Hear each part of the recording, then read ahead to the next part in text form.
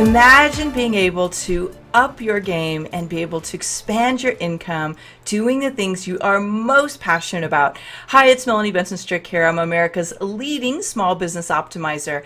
And this weekly podcast series is all about learning from other people who have mastered the little pieces of their business, and we might even say optimized an area of success that have allowed them to create the lifestyle, the revenue success, and the impact that we all dream of.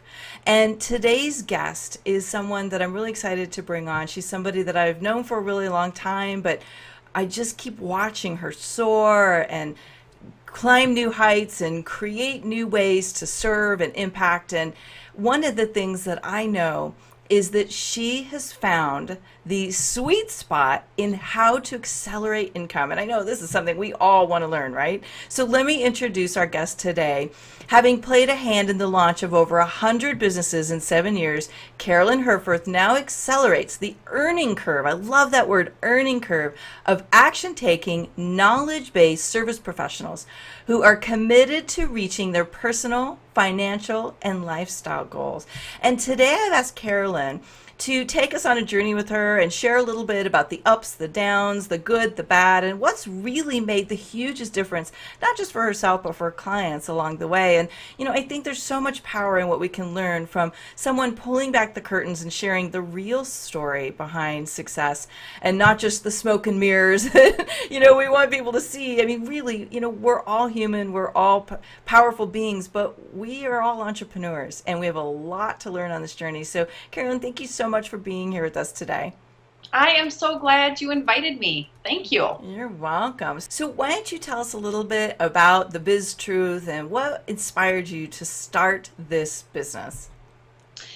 Well, there were a few things that were converging really at the same time. And one is I had had my first business for 7 years, and I had really reached a level of success where I had the business for 7 years. I had the 7-year itch, quite frankly.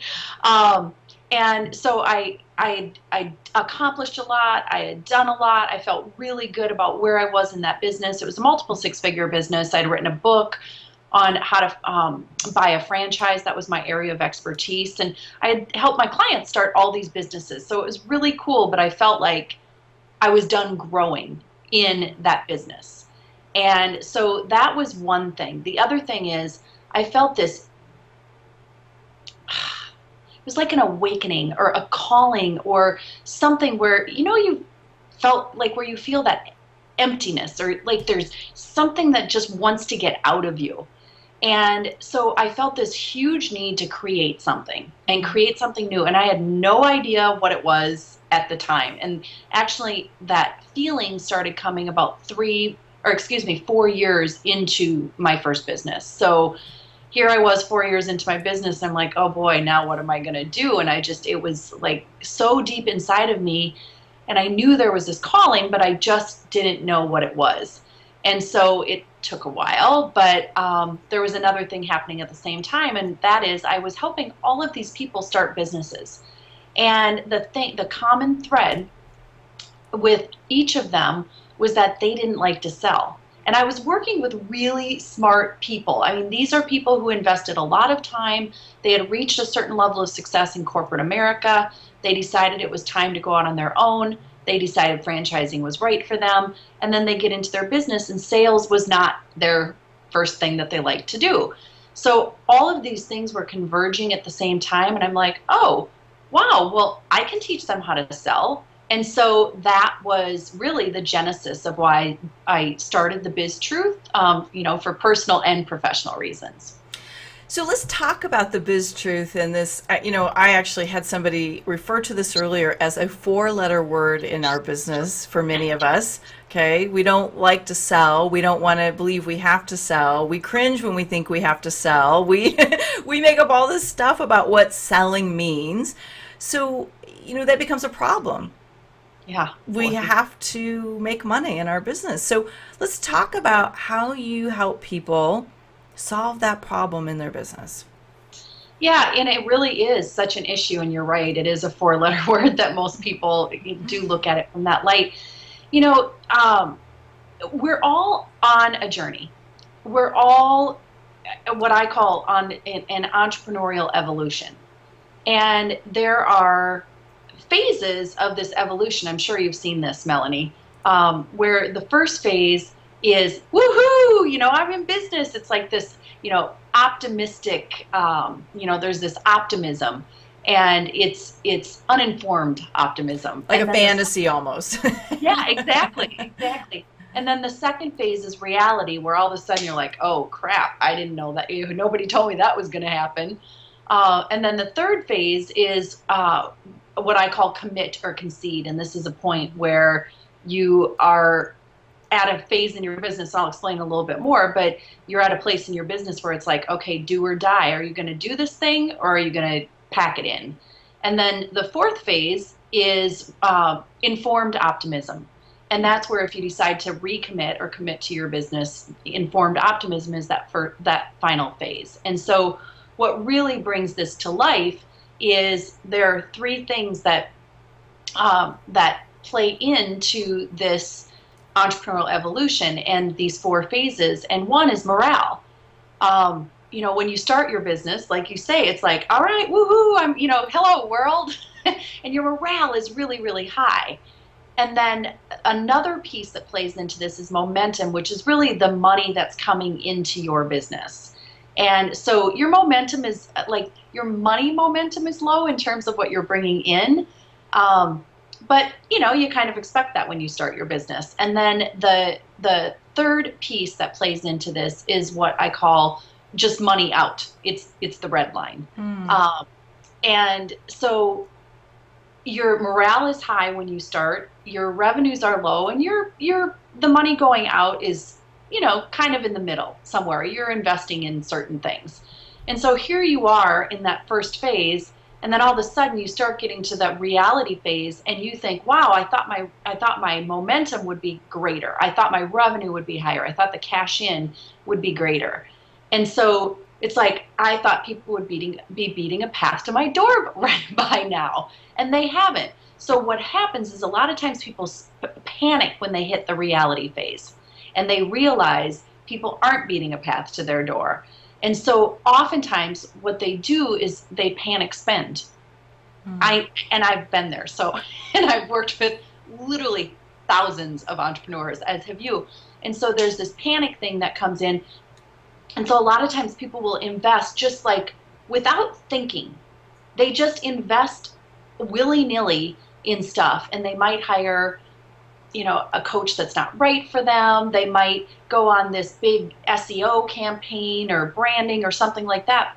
And that's not necessarily what they need at the moment. So what happens is their revenues still aren't raising as much as they want, and they're making these investments in their business, and their morale starts to drop. And so that's when we get to phase 3, when those three things converge in what I call the dip. Seth Godin, of course, would call it the dip, right? And it's also your moment of truth. So that's where you're running out of money, you're still not making enough money, and your morale is in the, excuse my language, in the shitter. I mean, you're totally feel awful. And so you have a decision to make at that point. You can commit or you can concede. And if you concede, it's like, all right, morale, money, everything's just going to go off the chart. All right. If you commit, that's the point. And this is what you do so well, and you encourage people to do, is like, don't make these panic random decisions. Like, really look at your business and what your business needs in order to grow. And there are two things that I see that a lot of people avoid in the first 2 or 3 phases.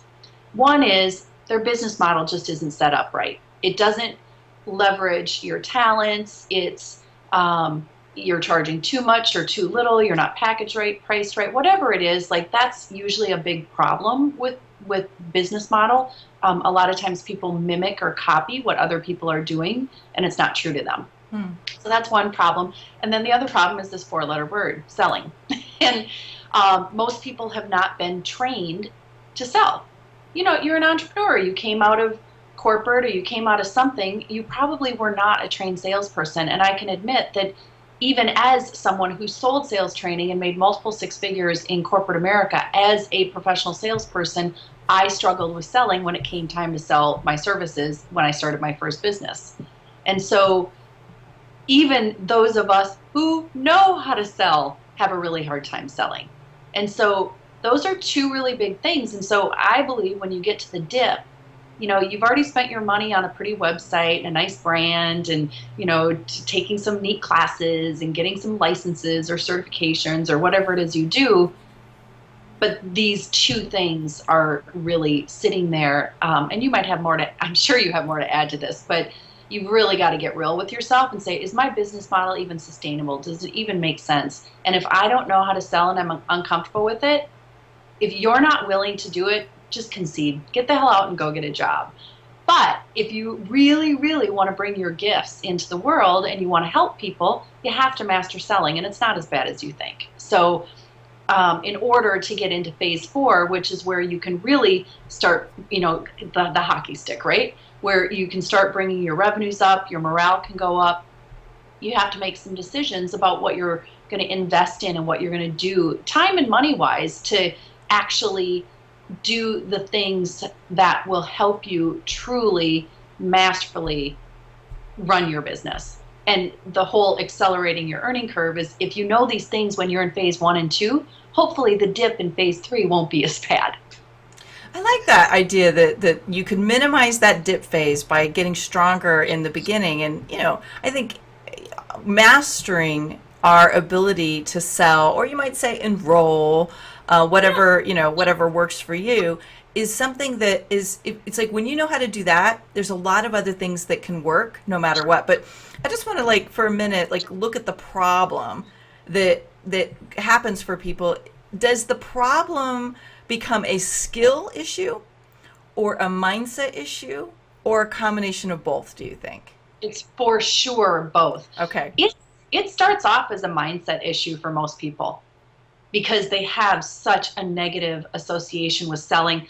One of the things I talk about are the 5 culprits that stop people from selling, and I call them the pimps. That's funny. But what's one of your pimps? I just want to know one of them. Well, without going into what all the pimps are, it's an acronym, of course. There are influences and past manipulations that really impact how we perceive selling to be and Perfect. What we think selling is. Good. So Good. that's the I and the M in pimps. Got it. So, so selling aside, because I think many of us can relate to the fact that selling can be a challenge in itself. For you, having gone through your own 4 phases, what do you think one of the biggest challenges has been for you in finding your stage 4? I was not listening to myself, Melanie. Cobbler's shoes. I was listening to everybody else. And so I spent a lot of money on gurus. I took a lot, invested in a lot of things that were ahead of where I was. And I think the biggest thing is that there's this whole thing. I don't create goals for people. I just think that people should be able to figure out their own goals. But one of the things I had done is early on when I was starting the Biz Truth, I thought I needed to build this really huge business. And because I thought, well, I had a multiple 6-figure business, it only makes sense to do that without really thinking through, do I really want it? What would I want that for? What's that all about? And so I was taking what other people around me were saying should be done and what the cool kids were doing without really checking in with myself on that. And I can have a perfectly happy life in New York City with a multiple 6-figure business. I don't have to have a 7-figure business. So what I was doing is I was chasing these things that weren't true to me. And that I landed in the dip really hard. I mean, my dip was lower Face than plant. Boom. I love that. Yes, exactly. It was a face plant. And I've had multiple dips because even as entrepreneurs, we reinvent ourselves. So, Mhm. if I know you've given my website, I actually, at the biztruth.com, there's actually an image of this entrepreneurial evolution at the bottom of my homepage, and you can just click on it and go to it if you want to look at it. But there's this reinvention piece where, you get to phase 4, your revenues are up here, and you're like, okay, well, now what am I going to go do? And then you go back over and you Kind start the of whole start thing over. over. Yeah. That's where your dips can start being less dippy, so to speak. Yeah, so there's this common phrase called bright shiny object syndrome. I call this bright shiny result syndrome. Mm. I have to get the same results that everybody else that I like out there are getting, and something is really wrong with me if I'm not. And instead of getting really connected to what success means to us, we go chasing what success means to a million other people, find ourselves completely disillusioned and frustrated, and then have to go rebuild who we were in the first place. And Carolyn, I'm so glad you shared that, because I've been really open and honest about my experience with that. And I think many of us find ourselves in that trap. And Well, and Melanie, here's the thing. I love that bright, shiny results syndrome. That is so funny. I just Here's the made thing, that up. though. Okay, I bet, I bet, oh gosh, I don't even know how I want to phrase this, but I think a lot of people present themselves to be something they're not. So you might look at someone on Facebook and go, oh my gosh, they are so amazing. And look at their results and look at what she's doing and how I want that. And you know what? Odds are there's a little puffery going on there. Or a So lot. yeah, a lot of puffery. And, I just talked to a client yesterday and she's like, yeah, someone who has a 7-figure business just stiffed me for $1,100. What? If you have a 7-figure business, why would you stiff somebody for $1,100? So I think there's a lot of puffery going on out there. Yeah.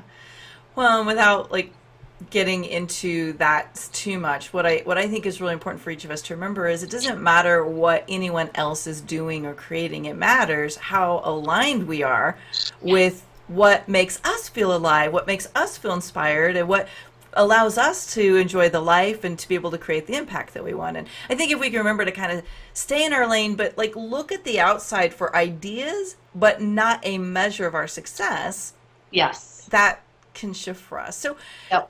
thank you for sharing that challenge, and I think so many people can relate to that. I'm wondering, and maybe it relates to solving this challenge, or maybe it's something else. Everybody kind of has this signature, what we might say, success strategy, or something that when you figured out how to do this one thing and you optimized your business around it, it just turned on the fire. Do you have one of those? Oh yeah. All Oh right. yeah. That again. I'm just so and I love the way that you phrased the question, because it's one of those things where it was right in front of me the whole time. Mm. But I was so busy looking at what everybody else was doing, and this is the right way to do it, that I was not paying attention to what my deal was. So for me, that huge aha, and part of it is, and I'll explain in a minute what it was, but part of it is I finally started listening to what my clients were asking for. Like, they might be in one program and they'd ask a question about something else. And when I really, really started listening to what they were asking for and saying, oh, well, how could I do that? And how would that work for me? And how would it work for them? And who would be right for this? It turned things on. So instead of looking at what other people were doing, I started doing more listening. And then the other thing is I started thinking, how do I like to work with people? I mean, I love being in a room. I love having, 100 or 1,500 entrepreneurs coming to hear me speak, or that's fun for me. I know that's something I like, but I also like working with really, really small groups of people where I can have high impact, and give them a high level of attention without it taking up a huge amount of my time. Mm.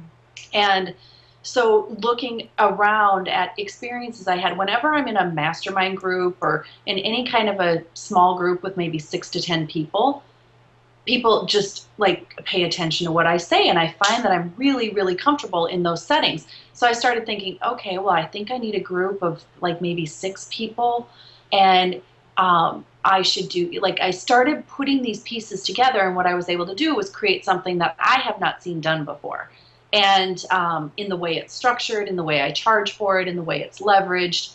And I created an accelerator that is super tiny, and it's a 6-month program for 6 people. And that literally just like totally lit a fire, not only under my business, but the business of the 6 women who get to start in this program every, each time I start a program. So it just was, it was listening. It was to myself because I know better.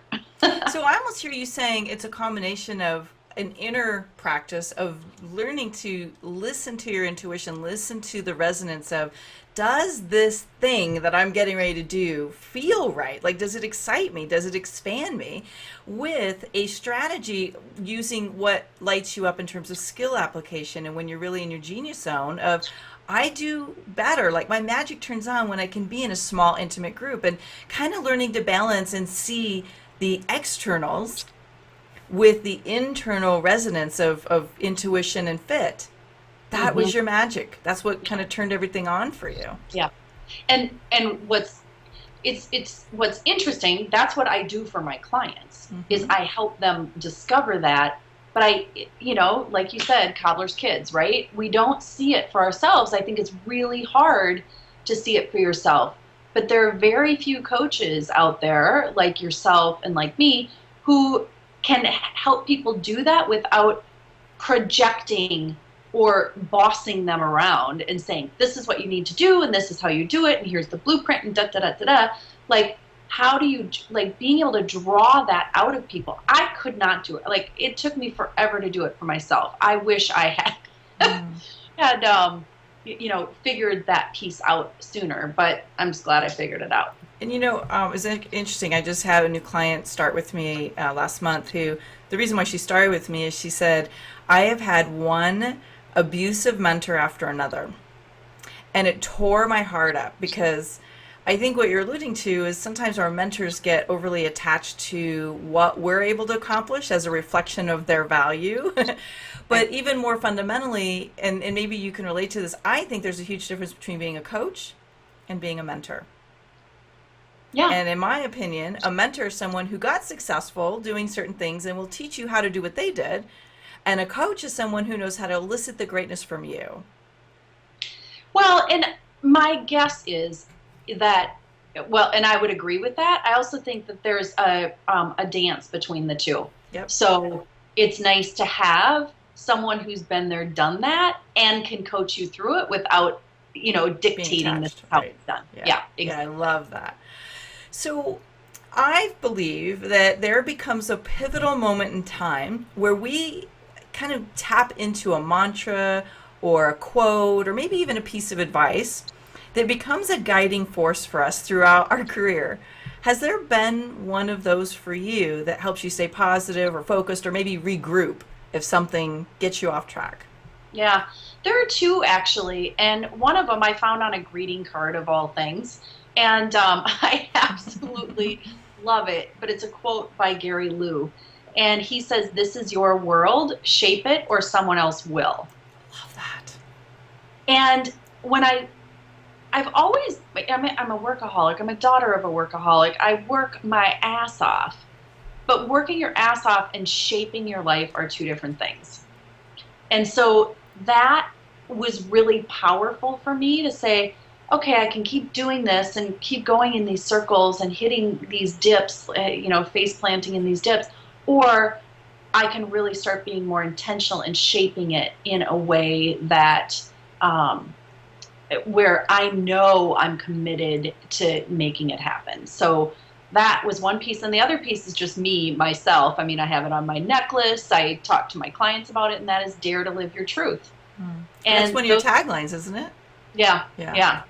And that just is, to me, I feel like I was living the ego life. And of course, we're human. We still have many moments of ego rather than truth and love. But really getting down to it and not giving a crap what other people think, and really checking in with myself. And I remember when I interviewed you for client chemistry a couple of years Yeah. ago, about 2 years ago this time, you talking about the inner radiance, I think was the term you used, but you always talk about that inner truth. And I just didn't know how to do that. And it's something that I've really had to work on, but checking in with it and then daring to do it are really important to me, and something that I just encourage every entrepreneur to do who I work with. So can we play with that for just a second before we wrap up? Because I think that is so critical. How do you know you're there, and how do you know you're not there? And I'll share mine too, because I think this is crucial.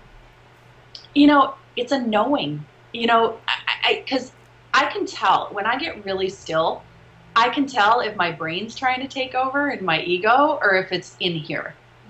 And so for me, it's a knowing. And then if I think, oh, well, what will people think? Then I know it's not my knowing. It's not my truth. My ego's starting to, interfere in there. So that's how I know. And sometimes I don't always know. I think it is because I'm trying to convince myself it is. My ego is trying to convince myself it is, and I'm not always right.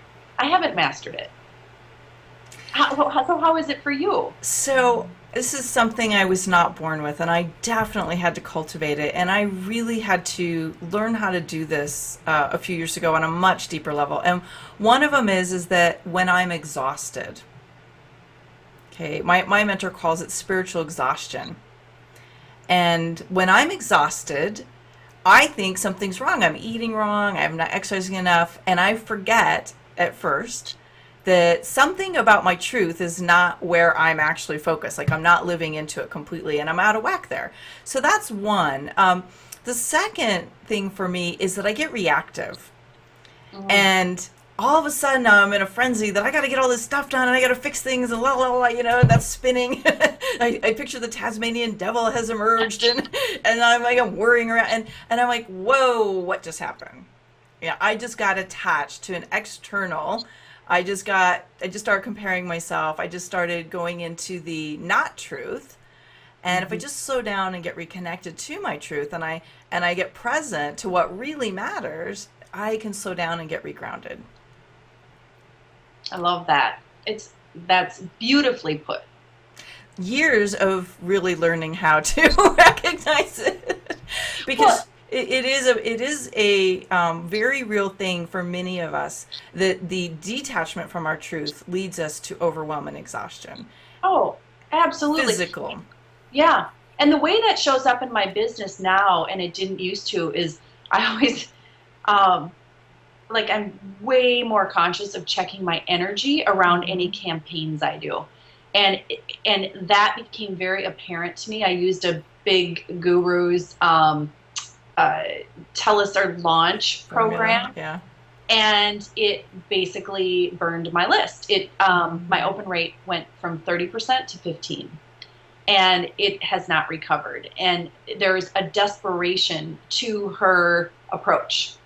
And so that's not what my clients were used to. And in my gut, I knew I wasn't supposed to do that, but I'm like, she says it's 6 figures, and so I'm going to do it.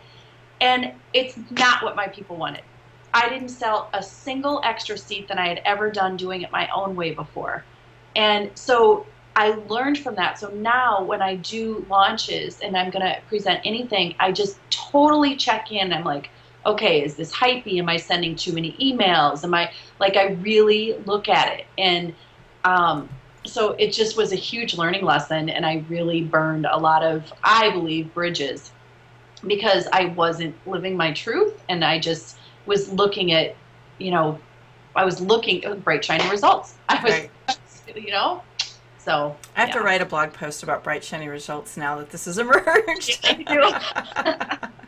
So Carolyn, what's next for you? Let's tell people again where they can find you and what's next that's exciting and inspiring for you. Yeah.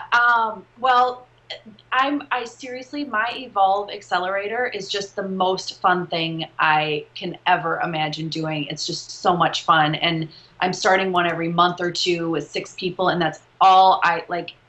That's really fun. I have Art of the Ask coming up, which is my sales training program, one coming up here in October. And, everything you can find out about all of that at my website, which is thebiztruth.com. And you can find me on, and that's thebiztruth.com.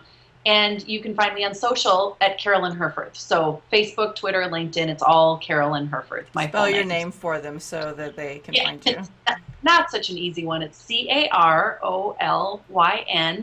and my last name is Herforth, Herf, as in Fox, Urth. So Carolyn Herforth. Thank you so much, Carolyn. Thank you for joining us today. And I love how authentic and present you were to the truth and sharing kind of the behind the scenes pieces. And it's my belief that the more we can talk about what's really working, what do we really optimize, what are the things to do more of, and what do we have to let go of, because it's not doing more of everything, it's doing more of a few of the right things that really gets us the business and the lifestyle we want. Yes. It's all focus. That's right. Thank you for having me. Yeah, and thank you for watching today or listening, whatever way you're choosing to be with this. And be sure to tune in next week. We've got another really fantastic guest coming. And I'd love to hear from you. What's something that you got out of today's session that you're going to put into action, or something that really just got you to think differently? Be sure to share it in the comments below. All right, goodbye, everyone.